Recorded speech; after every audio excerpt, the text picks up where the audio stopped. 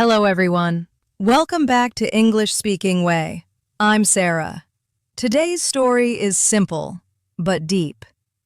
It's about loneliness, silence, and the moment someone slowly changes your life.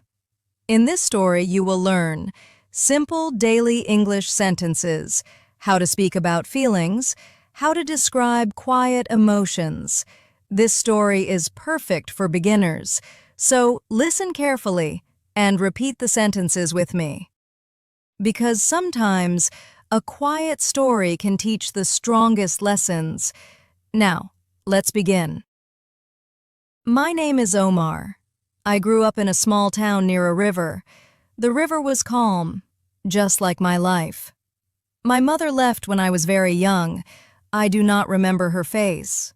I do not remember her voice. Whenever I asked about her, my father said only one thing: she is gone. After some time, I stopped asking questions. We lived in an old house. The walls were cracked, but they felt safe. My father worked in a small car repair shop. He woke up early every day. He came home very late. His hands were always dirty from oil. He ate quickly, then he slept. We did not talk much. Silence lived in our house. I spent most of my time alone. I read books in my small room. I walked by the river. I watched birds flying above the water. I tried talking to neighbors sometimes. They were kind, but I never stayed long. Silence became easier than people. School was not easy. Other boys laughed together. They played games. I sat alone in the corner of the classroom. Some boys tried to include me. I smiled politely, but I kept my distance. I did not trust anyone. Girls sometimes smiled at me. I looked down and walked past them. I believed something simple: people always leave. Years passed. I finished school. Then I started helping my father in the shop. Every day looked the same. We fixed cars. We ate simple food. We spoke very little. I did not feel happy. I did not feel sad. I just felt empty. I told myself, I am fine alone. And I believed it, until one morning. A girl came to the shop. Her car had a small problem. She smiled at me, but I did not look at her face. I just fixed the car quickly. When I gave her the keys, she said, "Thank you." Her voice was soft. She did not leave immediately. She asked, "Do you like working here?" I stayed silent. She laughed gently, not loud, not dramatic, just warm. The next day, she came back, but this time her car had no problem. She just stood there, watching quietly. I did not understand why. Sometimes she asked small questions. Other times she just sat outside the shop. My father noticed. He smiled at me. I tried to ignore her. But slowly, I found myself watching her too. She was not loud. She was not demanding. She was calm. And somehow, she felt different from everyone else. She never forced me to talk.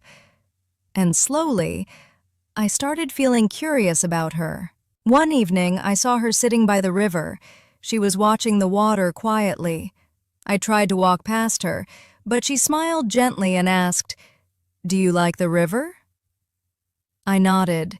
She didn't ask anything more. She just stayed there. Her silence felt light, not heavy, and for the first time, silence did not feel lonely. One day, she brought me tea. She placed it near my tools and said, "You work very hard." I didn't answer, but later, I drank the tea slowly. It was warm, comforting. She never asked about my past. She never demanded answers. She simply stayed. And somehow, that felt enough. I began noticing her every day. I waited quietly for her arrival. My heart felt a little lighter. Then one evening, she came late. She handed me a small box. Inside was a silver keychain. She smiled and said, "Open it later." I kept it in my pocket. It felt strangely important. The shop felt different when she was there, calmer, brighter. My father once said, "She cares about you." I stayed silent, but I thought about her all day. By the river one evening, she asked me something. "If I leave, will you miss me?" I could not answer, but her words stayed inside me. For the first time, I felt fear, not fear of people, fear of losing someone who mattered. The next morning, she didn't come. The shop felt empty. The river felt still.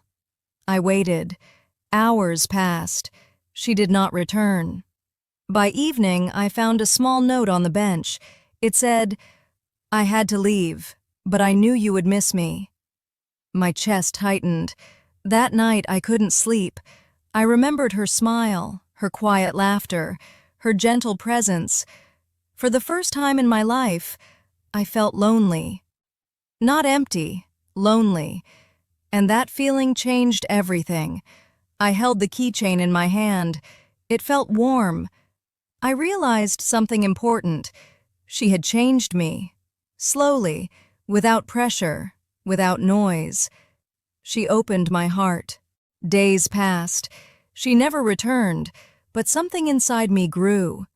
I noticed small joys, the sound of water, the color of the sky. I smiled at strangers sometimes. I no longer pushed people away. I realized being alone is not enough. Silence can be peaceful, but love makes it meaningful. I still sit by the river, but now my heart is not closed. Life is still quiet, but now it feels full. Quick recap: what we learned today. Small actions can change a heart. Kindness does not need loud words. Love can be quiet and gentle. Patience can open someone slowly. Omar learned that silence is safe, but connection is beautiful. English learning from this story. You practiced simple daily English like, "She never forced me to talk." I started feeling curious. My heart felt lighter. For the first time, I felt lonely.